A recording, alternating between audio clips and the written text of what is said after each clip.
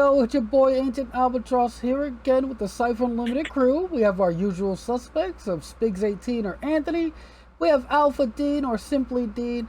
And just as a quick reminder, if you haven't already, be sure to follow us here on Twitch, subscribe to us over on YouTube, and check us out on the Anywhere Door, which is a platform on Moonbeam that Monty Cook Games is trying to get together with all of Monty Cook Games content creators. So a large chunk of us on there already, so if you haven't checked it out and are looking for more Monty Cook Games content, that is the place to check out. But yeah, without further ado, Anthony, what are we doing here tonight? Hey, before we get started with our show this week, I just want to remind everyone that CypherCon 2025 player sign-ups right now. If you're new to the Cypher System or you're a veteran player and want to roll some funny shaped math rocks with some cool new people, join the Cypher Unlimited Discord to get the link to the sign-up genius document and pick up some cool games to play. We have official MCG adventures, original adventures designed by members of the community, plus fantastic adventures from many of the Cypher content creators such as Ken Hup, Gonza Gaming, Shadowmane, and Underground Oracle. And here's the great part, guys. It's totally free to join. Monty Cook Games released another game design notes today, like at 5 o'clock. And this time around, they're talking about removing everything that isn't fun. Like always, we're going to go over the article and speculate together as a community. But before we do that, before Dean takes us away with reading the article, we are happy to announce the 10 raffle winners who won to play a game with Sean K. Reynolds from Monty Cook Games. And I'll start off and announce. Hold on, before I even do that, we had over 40 people enter the raffle to play with game designer Sean K. Reynolds. And now's the time to announce the winners. So I'll go first. And this was the winners for Friday, September 19th at 4 p.m. Of course, both these games are during CypherCon. So the winners for this is, I'm going to give you their Discord name. So if you're watching this on YouTube, just remember your Discord name. So it's Mike Methrel was the first winner. Congratulations, Mike. The second winner was GZORTCH, Z Tortech, I guess. I know I butchered your name. Z Zorch. The second winner was Lord. This is one of our golden ones? Lord Lopate. The third winner was Falmar7, and the last winner was Jade Vala. Congratulations, Jade Vala, Falmar7, Lord Lopitz, G Gorch, and Mike Mithril. You guys all won games with Sean K. Reynolds Friday, September 19th, 4 p.m. Eastern Time. Dean, you want to announce? And for our Sunday game, September 21st at 4 p.m. Eastern Daylight Saving Time, the winners are Jam X Runner, Jazzmodius 10, Ron Blessing, Horrorcore, and Keybout. Congratulations to all our winners. We'll be reaching out to you via Discord to do further details. And a huge thank you to everyone who entered and is participating in CypherCon 2025. So, with that being... Congrats, everyone. Congrats to all the winners. And, Sean runs a fantastic game, so this is truly a fantastic prize. Trust me, you're going to fully enjoy it. So, Dean, what are we here to talk about today? Well, before I jump right into that, I just want to throw out there to everybody, too. I know Anthony didn't forget me, but he did forget to tell you I'm running Original Adventures 2, just so everybody knows. And that's for my setting that's coming up. But the article that we're talking about is Taking Out the Not Fun. I think that's a great title for an article. So, hold on, Dean. Let me just back up. The reason why I didn't mention is because all your games are full. I'm trying to fill up the other game. Oh no, I got one slot left on Sunday, unless it filled up and I missed it. I think it filled up today because when I checked this morning, they were both.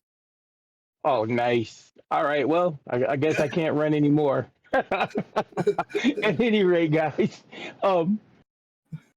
Taking out the not fun. First of all, I think it's a great title. So I'm going to read the entire Cypher design notes today. I'm going to read the entire note, and then we're going to talk about it. So it starts out with games obviously are meant to be fun, and yet most RPGs have aspects that are a bit more like, well, work. The Cypher system already minimizes bookkeeping compared to most RPGs. Don't worry about how many arrows are in your quiver or bandages are in your first aid kit. The better option is to make it important only when it affects the narrative through the GM intrusion mechanic.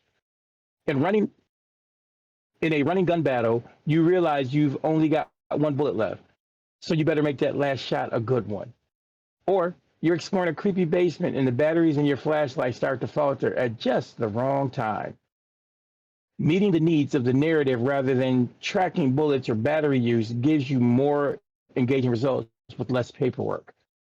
The new Cypher looks for even more ways to reduce the workload. Time tracking is a great example. In most games, if a game ability allows you to hover in the air for 5 rounds or turns, that basically means you get to play the game in an interesting way 5 times, and then the game, not you, decides you're done. And you have to keep track of those 5 turns. That's not too onerous with just one ability. But what if you start using a second ability or a third? Tracking time starts to get complicated. The Cypher system already abstracts distance using immediate, short, long, and very long ranges rather than specific feet or meters.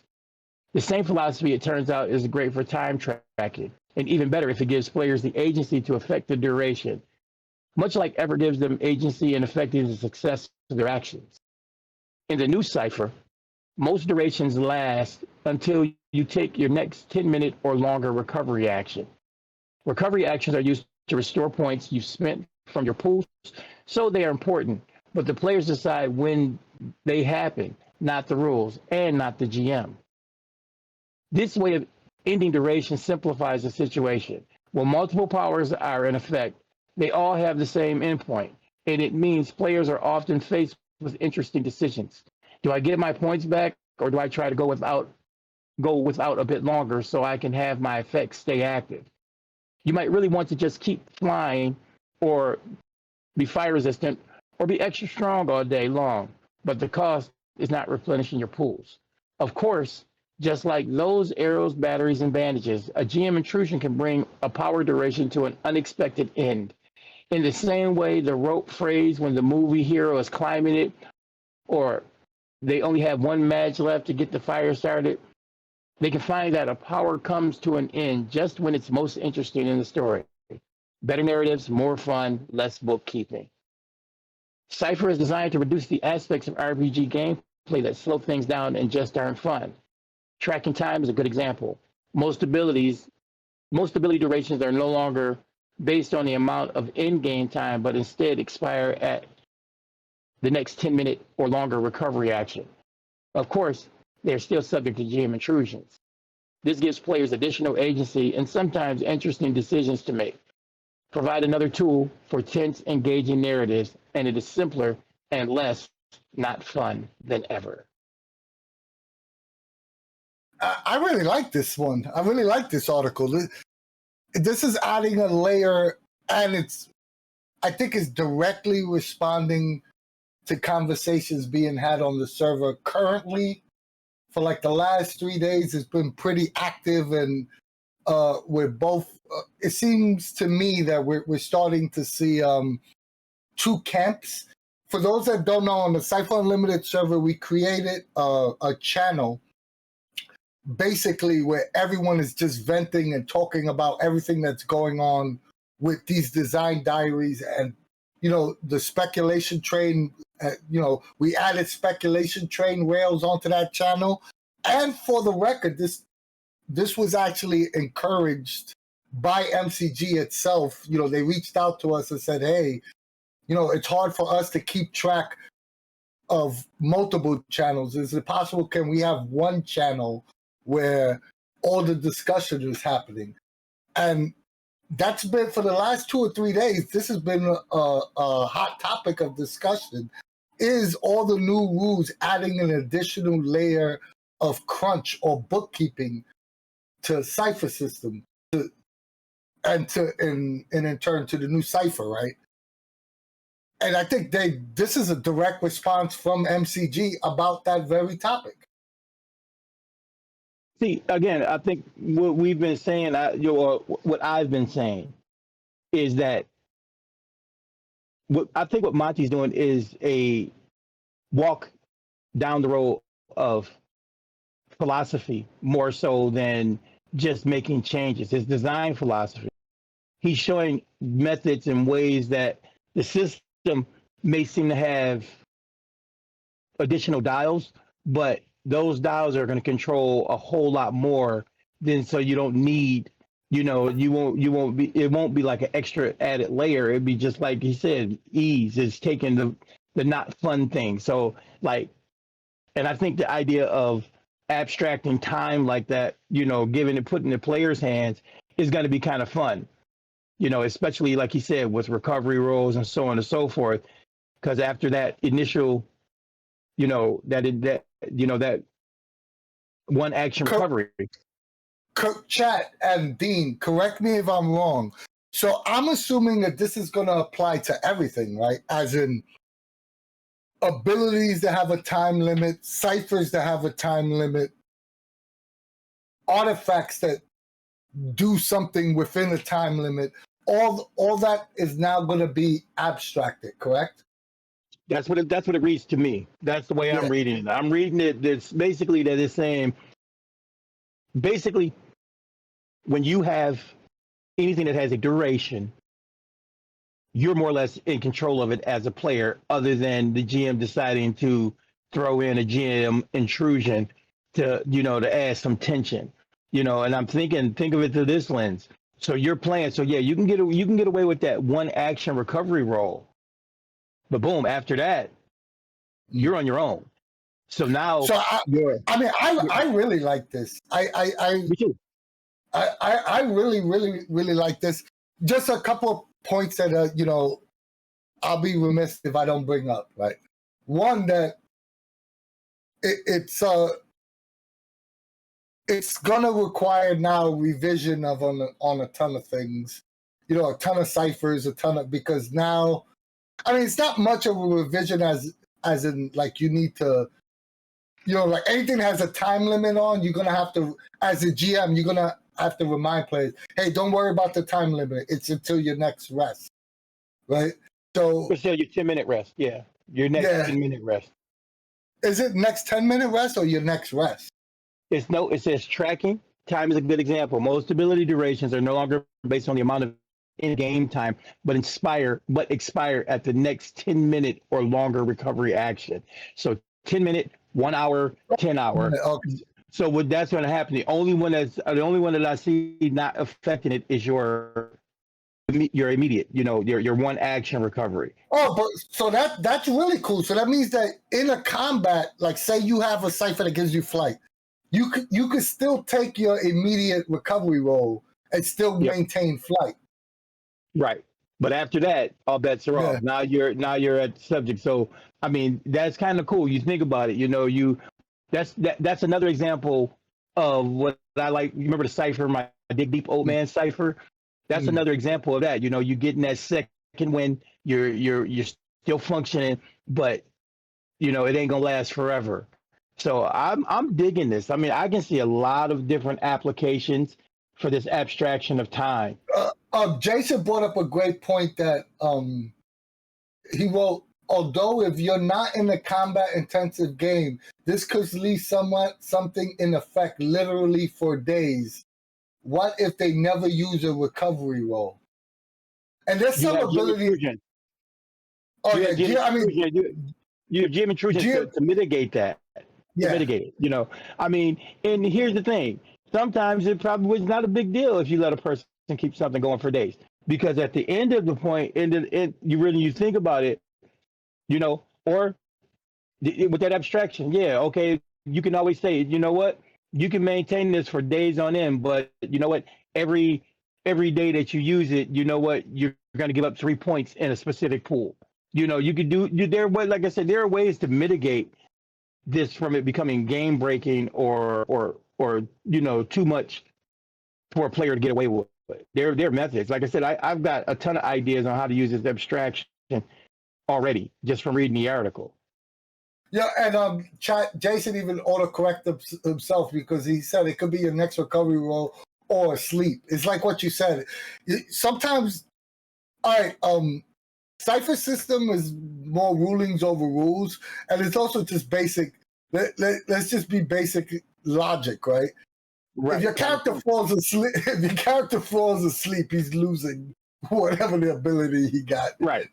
Yeah, you're not maintaining. I mean, you maintain flight while you're asleep. I mean, I could see it being a little game breaking and min-maxy if you have an inexperienced GM that doesn't know how to use the whiteout, which is the GM intrusion. You know what I mean? Right. I could see that being a problem, but it's also a problem that, like you said, is easily fixed with a GM intrusion, so, but it could come up, but it doesn't mean that it's bad design, but it could come up. But you could say that about a lot of mechanics in a million different games. Well, even Crazy Weasel, Devin is saying, he said, 10 minutes seems like a long time for some effects.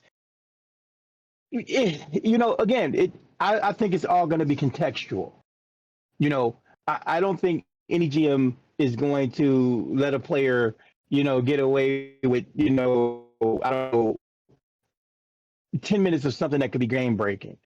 But 10 minutes of flight isn't a big deal. I mean, you think about it, you got characters that, that's just part of their lexicon. They're flyers, so they can continue to fly or they can continue to maintain a specific ability. Like, no, but there are some broken ciphers, Dean. Like there's ciphers. Oh, no, I'm not. There's ciphers that give you 3 power shifts for 10 minutes. You know what I mean? There's ciphers that give you No, I get it. I get what you're saying, Ant. But again, you got some. I just use flight as an example because that was the first thing that came to mind. Right, but I'm saying, as far as you being a GM, the GM would be able to mitigate that. And like I said, if somebody had 3 power shifts, for 10 minutes, well, guess what? Especially if it's something that they're not used to. Guess what? When that effect ends, when that combat ends, they're exhausted. They're gonna take a hit some way. Like I said, that's a dick move. That's a dick move. That's not a dick move. It's not a dick move if it's built into. If you build it into. But let me explain why in my thought process it's a dick move. Because let's say it's a supers game, right? And someone takes a cipher that gives them 3 power shifts for the duration, and they fight a big bad, right? And everyone else chooses to rest, and this person chooses not to rest, right? He made a mechanical decision I'm not going to rest because I want these 3 power shifts. My pool points are less important to me as a character than having this ability, right? It's like what they said in the article. It's a trade-off. So, so to punish them by when they've already been punished by not resting when everyone else did, that's how I see it. They already made the trade-off. I think you're missing what I'm saying. I'm not saying I'm going to punish them. I'm saying that is punishing them for how is it punishment? No, how is it punishment when you decided that I'm going to maintain these 3 power shifts, but while in the process of maintaining these 3 power shifts, I'm depleting my pool. You're exhausted. I'm not punishing you. You did it yourself. You I'm not saying that I'm going to impose an additional thing on you. I'm saying that basically you're exhausted. So even with a 10-minute recovery roll, it sounds like you're moving the goalpost, dude. But that's neither here nor there. What do you mean by exhausted? What's the thing behind it? So anybody that's your exhaustion is the fact that you're not replenishing your pools. You're depleting them. So when you finally get to the end of the conflict, everybody else might be close to hell. You make one recovery roll, you got 3 points here, 2 points there.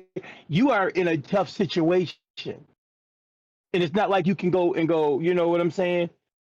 If you see what I'm saying, you've done it for me, is what I'm saying. I'm not moving the goalposts. I'm saying in general. I think that like what Chad is saying, we're gonna have to see this in play. But I don't think this is even that game breaking when you think about it. Like I think this is this is 100% a design change that I'm 100% for. I think this adds another layer of decision making on the player side that's interesting, and I'm all for player agency and players making the decision. It's another form of resource management which Cypher System is based on. So I'm 100% for this. Yeah, like I said, I like it. I like the way it's set up. I like the concept behind it. Like I said, from the beginning, I can see many ways to, use this abstraction of time to both player and story advantage. What do you think of the concept of we're adding some complexity in the rule system? So not complexity, but bookkeeping in the rule system.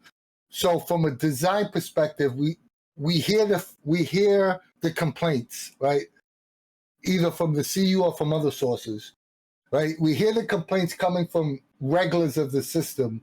Oh, hey, it looks like they're adding all this additional bookkeeping. And them going back, okay, if that is viewed as additional bookkeeping, let's remove some of the bookkeeping from other aspects of the game to level it back out. Do you think that's something that they actually like doing? Or you just think this is just a happy, like a happy coincidence? Yeah, happy coincidence. I think, honestly, like I said, I'm quite sure Monty and crew are watching these streams, and of course now we got the Cypher discussion channel. So they're seeing what's being talked about, and I think a lot of this stuff, we've been led to understand that they've been playing around with this stuff for a year. They've been playing with a lot of aspects. So I think maybe some of these things may have come up, and now they're seeing them in more, more abundance. I think some of the stuff may have never come up, depending on what was going on, because they are all designers there. So I think this might be a combination of the two. It's partially a response. Okay, look, guys, we tried this mechanic years, months ago, and we tried this mechanic. So now, look, we can, throw this in here. This looks like it's going to work. The communities are responding to this, or they're not responding to that, and so on and so forth. So that's kind of where I'm at with it. As far as are they responding, or is this a happy coincidence? I think it's a combination. I think there's a lot of moving parts here that we aren't privy to. We do know that they have a regular game that they're playing, and testing out mechanics and so on and so forth. It's the one thing that I fully realize now is that the design process for the new Cypher is obviously not entirely complete, because you could see not only from their response to the our channel that's up, and for those that don't know, MCG has been active in trying to communicate with members of their fan base through our server, and actually trying to explain the design decisions that they're attempting to change, even with some pushback from the community. And I like to say that it's been a pretty civil discussion for the most part, but it's fantastic. Like most new editions doesn't get the open feedback that MCG is attempting, because they're basically breaking it down step by step with their main fan base. Like, hey, look, this is what we're planning, and then they get feedback, and then they could take it back to the lab and do readjustments, right? I really appreciate the openness that MCG is providing to, everyone that's a Cypher fan. It's been fantastic. And to see them responding in time with everyone about, hey, like someone will post, hey, I don't like this. And then you see Sean or Charles try to, at least, they're not trying to change their mind, but they're trying to show them their point of view of why they're making those decisions. You're not going to always agree with everyone, and you're not going to please everyone. But at least they're having that open discussion with us, which most people don't do. And let me add to that by saying this, to our community, kind of take a step back a little bit. I mean, trust me, nobody's telling you to give up your passions. Nobody's telling you not to have an opinion or anything else. But as we like to say around here, let Monty cook. Let Monty and his team cook.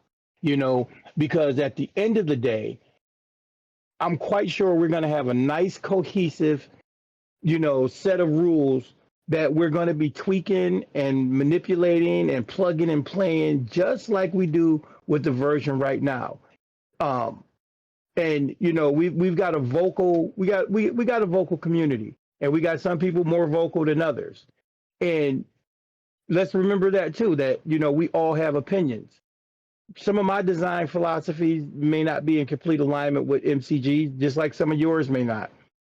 Just kind of take it in stride and enjoy the fact that the developers are right there and giving us something to look at. And it might teach us something too. Because not all of our design ideas are 100%, nor should we try to throw them on somebody else. If it works at my table, it works at my table, not necessarily works at Anthony's table, and so on and so on. So I just wanted to throw that out there as well. And the last thing I just want to talk, since we're talking about like this, the discussions, just because, and I don't know how to say this without being rude, right? But just because you have a take that's disagreed on by people on the server or in any community for that matter, this doesn't apply only to Cypher Unlimited, but this applies to any online community ever from the beginning of time, right? If you have a take that someone disagrees with, or if you have a take that the majority of people disagree with, right, it's not an attack on your personal character. Trust me, I'm someone that said a bunch of stupid takes live online that, I've changed my mind or someone has changed their mind. It's never a personal attack on your character to get to the point where it becomes argumentative. We have to be able to have a civil discourse and to disagree respectively. And just remember, just because someone disagrees with your take, and this applies to all of us, just because someone disagrees with your take isn't a personal attack on your character. That's all I'm going to say on that point. Hey, and Dean knows that everybody on the server knows, honestly, I am the champion of free speech on the server. I'm the champion of people saying as many horrible takes as they possibly can and not be attacked for it. But disagreement isn't an attack. And again, I got to add to what Anthony's saying. I'm the biggest grognard on the damn server. I am set in my ways. I have my opinions about a lot of things that sometimes I just have to, like as the old saying, choose my battles. You know what? I'm not going to change everybody's ideas. I'm not going to have everybody thinking the way I do. I don't have everybody who's going to be in agreement with my choices and decisions. But it's not, again, like Ann said, it's not an attack on my character, and it's not an attack against you that we don't agree. I learn things. Trust me, a lot of times disagreeing with people will put things in different perspectives for me. It helps with those paradigm shifts because I might make adjustments. I may not agree with you, but something you said will resonate or trigger something. So learn to accept the disagreement, the changes, the differences of opinion and idea and so on and so forth without be feeling as if you're being under attack, because you're not, and that goes for everybody. That goes for me. That goes for, the entire server. and whatever you're doing in life. So that being said, these taking the not so fun ideas, I like it. I like the fact that, you know, the abstractions, you know, are going to encourage people to kind of paradigm shift. You're going to have to start learning how to make rulings over worrying about what's written in the book. And these things are going, I think, are going to help us all become better GMs in that respect. So let's get on the speculation train then. If they're following this philosophy of taking away the not fun from the game, Chat, Dean, what else would you think falls under the not fun category that might need to be tweaked and changed in the current system? For me, probably the biggest thing is their approach to using effort and edge. It's not that it's not fun, but I know at the table, for me, it's not a big deal because I do math in my head, you know, quick bang bang is done. And I do it for my players. But for those people who have that little bit of difficulty when it comes to, you know, doing the math equation for effort and how edge is applied, I think those two are a couple of things that might need some tweaking, or, you know, some different approach. Even like we said, even changing the names would be a huge boon, but that's just me. Yeah, I'm curious. I think, I don't know if there's much more that's going to be changed. It seems like they've touched on ciphers, right? Yeah, or Kenna brought a good point. The 3-2-2-2-2 for effort is needed. Just make it 2 across the board. There's been multiple people that say that, and I wouldn't have a problem with that. And it eliminates a little bit of the confusion. I agree with that. Just make effort cost 2 across the board for everything. Yeah, and that's a simple remove us a little bit of bookkeeping. Right. I mean, like I said, I agree. I agree that could be, just like I said, something to alleviate some of the headache of using effort. So I agree that that's a great option. You know.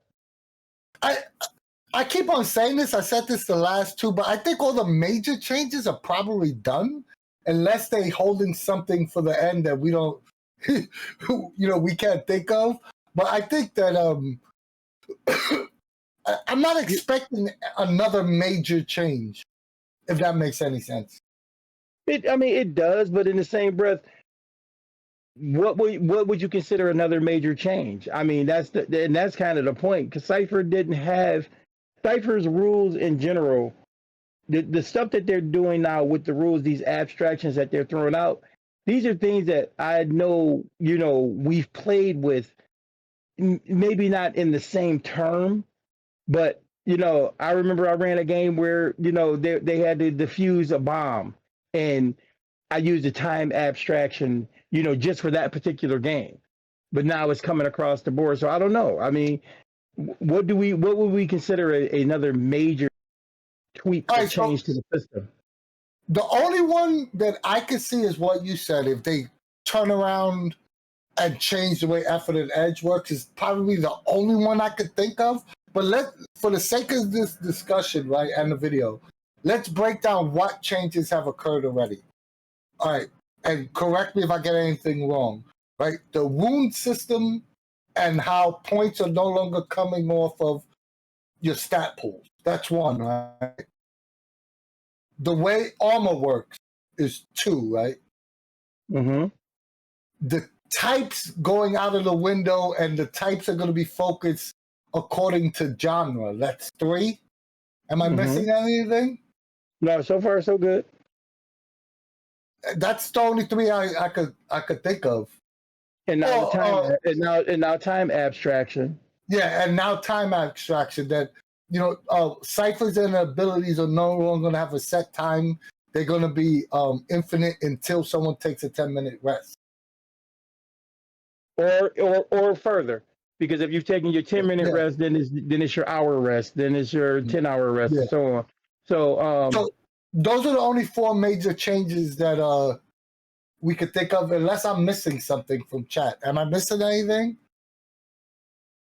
I mean, character creation, but that falls under the types going out the window. Yeah. Yeah, I don't see anything else. I got one. We could add creature stat blocks into this, even though it's not a major change, but they're gonna have a wound number, like how many wounds and what type of wounds.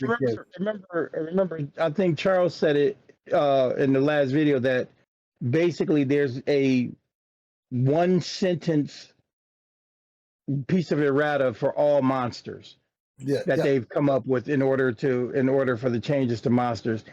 And when you think about that, that's a bold statement, and that's really a bold idea that you got 1 sentence that's going to make it easy for you to add your character, add any NPC, monster, whatever from any of the books.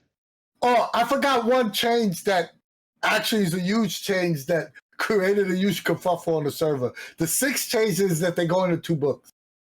That's the 6 change. That's it. So those are the 6 major changes. The 2 book thing, I didn't realize that the 2 book thing was going to be such a point of contention.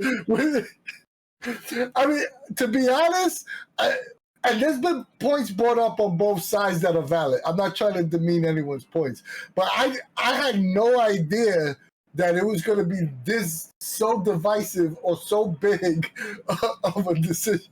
Like I thought, all right, cool, they're going to 2 books, but I didn't realize some people are like, they turning into Gandalf. You shall not pass. This is where I draw the line in the sand. Like, Cat Up said the changing of the name, the new name, Cypher. Mm-hmm. But you know what? It's funny. I mean, and did you notice that Monty did that in this design note?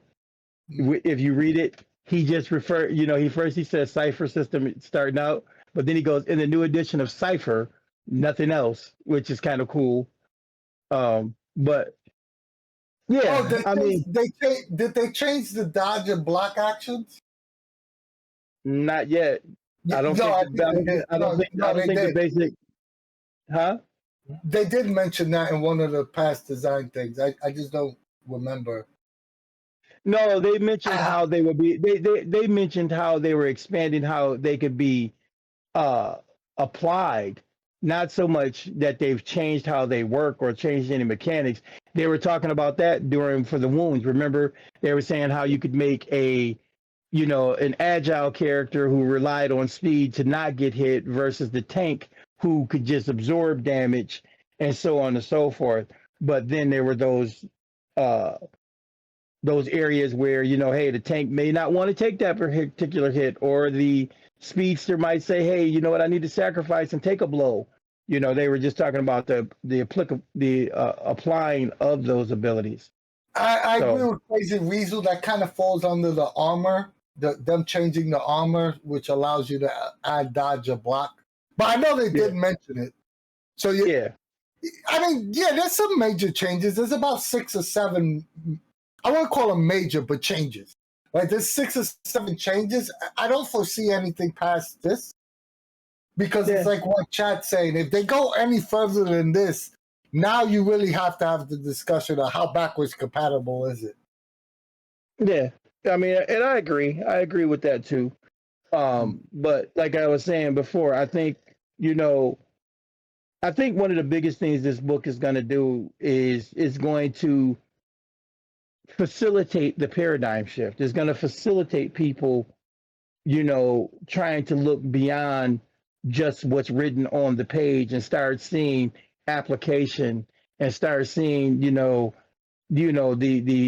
flexibility and malleability of the rule system in and of itself.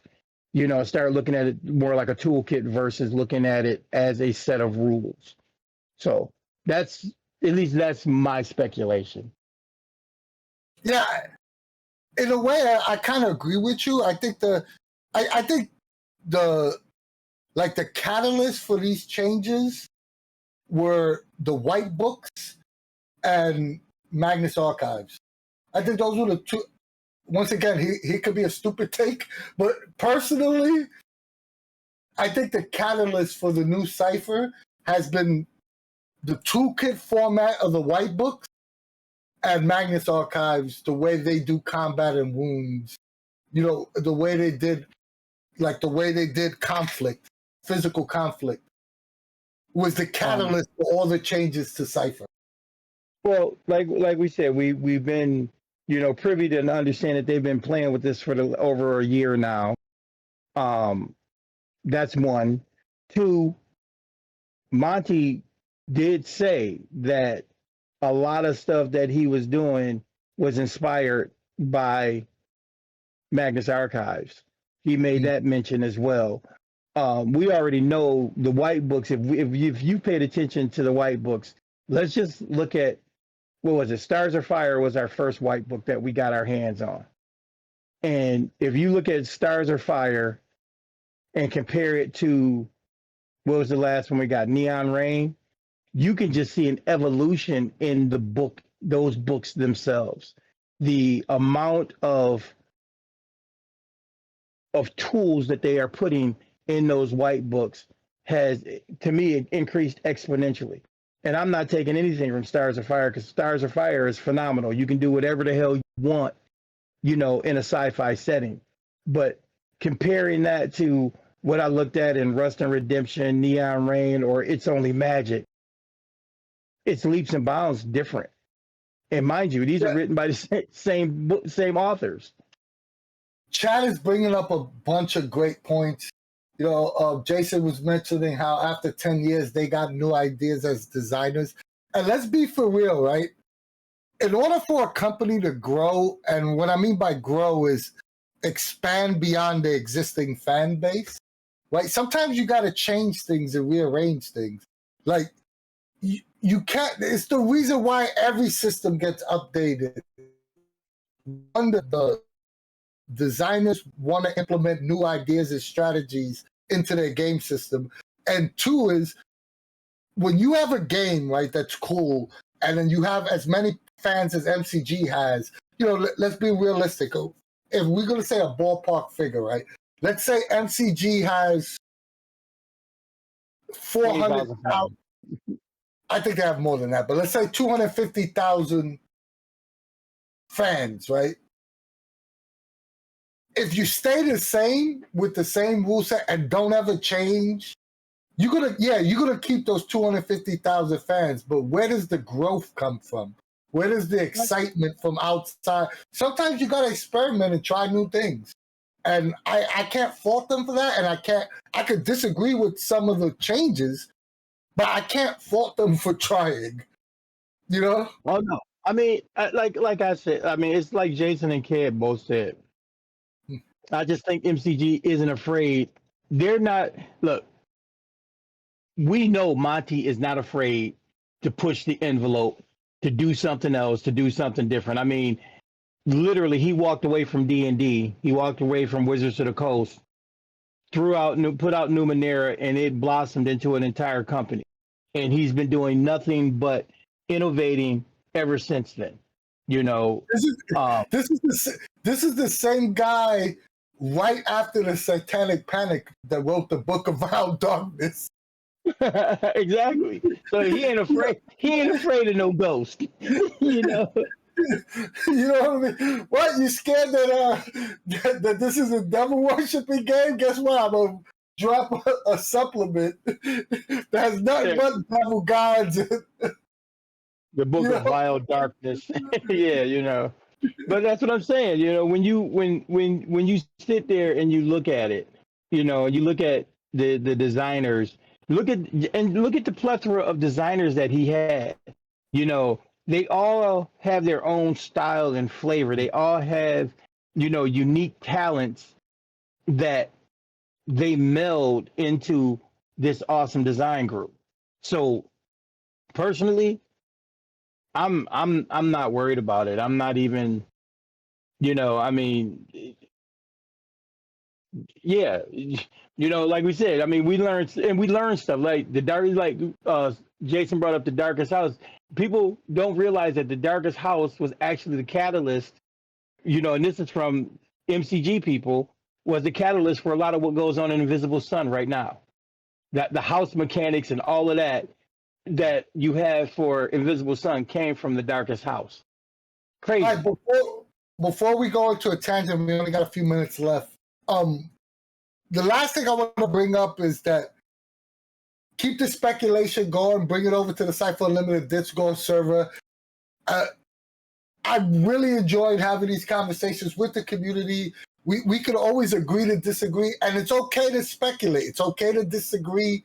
And trust me, I know for a fact, like we've been told verbatim, that they have no problems with people disagreeing with philosophies and voicing their opinions. I mean, we've heard that from the highest of high ups from MCG. So it's okay to disagree. It's okay to voice your opinions as long as it's done respectfully and with the best interests of the game at heart. But with that said, guys, let us know in chat, let us know on the YouTube video whether or not this is starting to excite you, or do you think there's any more changes coming up? Because I personally think that we might have seen is going to start slowing down on the changes, and what we might start seeing is finalized rules. Like, hey, they mentioned armor, they mentioned wounds. We're going to start seeing the final versions of those things. I could be wrong, but that's my gut feeling for now. And chat, let me know if that's a bad take or a good take. You got any final statements before I go into my final spiel? No, I'm just gonna say I'm gonna lean in and I'm gonna say I think we might start seeing character creation before we start seeing anything else. I think they might start rolling out, giving us how character creation is gonna look, and probably showing us some of those archetypes and so on and so forth. That's just me. That's what I'm thinking we're gonna get next. But other than that, yes, I'm with Anthony. I love these discussions. I love the speculation. I love having a conversation like this on the stream because it makes me think about even more things, as opposed to just reading the article, having the back and forth. And like Anthony said, please continue to give out your opinions. Just remember what we said earlier. Not everybody's going to agree with you, and don't take it personal. It is what it is. Dean, before I go into the spiel, you brought up a great point. Do you think, and chat, let us know too, do you think it'll be a good thing if MCG released one genre, how it's going to look like for character creation? Like say, hey, this is what fantasy is going to be look like. These are the types. These are the archetypes. Just give us one genre so it'll kind of kill the whole anticipation of, like if they gave us one example genre, it doesn't have to be fantasy because that's probably the biggest one. But say if they just gave us, I don't know, post-apocalyptic. Like these are the types. This is how it's going to look. I think that will actually go a long way at easing people's minds.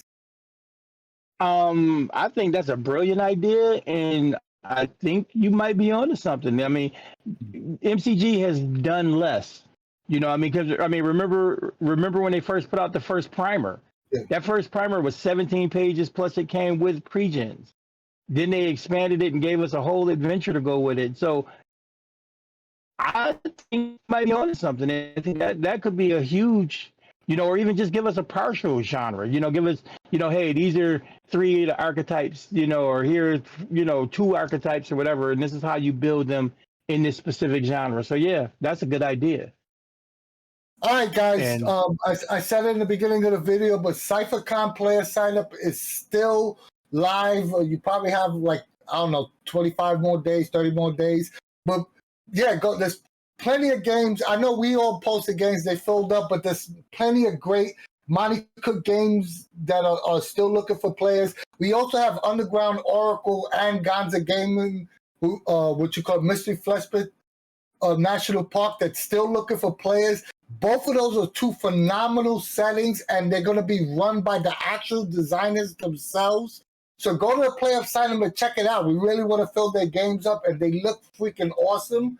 So see if you can get in the game on there.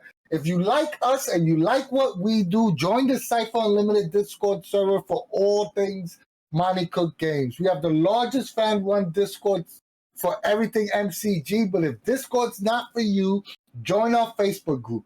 Not as big as our Discord, but still great conversations being had there daily. Give us a sub here on Twitch, or like, share, subscribe on YouTube, or go to the Anywhere door and give us a follow there. We're still trying to build all 3 platforms as much as we can, and any help you can give us in that area will be greatly appreciated. If you watch us on YouTube, leave a comment in the comment section. It really helps us out with the algorithm. Our videos are always free, but if you want to help us out financially in any way, give us a little donation on Ko-fi. It helps us out with little things like online conventions. Or go to our online store and pick up some cool Cypher Unlimited merch like the shirt Dean got on. And yes, all the CypherCon 2025 merch is now available on the online store. And last but not least, we love you guys. Yep, thank you guys in the audience for coming and watching and talking about the latest Cypher update email with us. Definitely nice to see that they are trying to take the not fun out. Always nice to see streamline in the fun. But yeah, thank you guys in the audience for coming and chatting about it. Thank you, Anthony and Dean, for hosting the discussion. And yeah, as usual, from us at the CU, we will see you later. Peace.